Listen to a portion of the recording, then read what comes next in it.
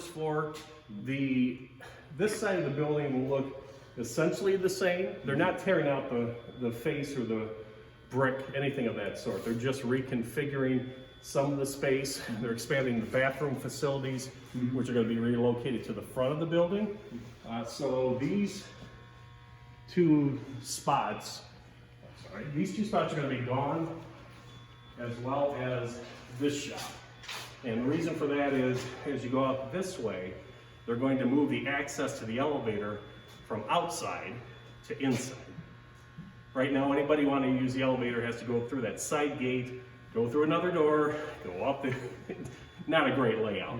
So what they're going to do is have an entryway where this area is blocked off after hours, and they're going to put the elevator so the access is inside the building, and basically it's same location, but straight shot in and then up to the second floor.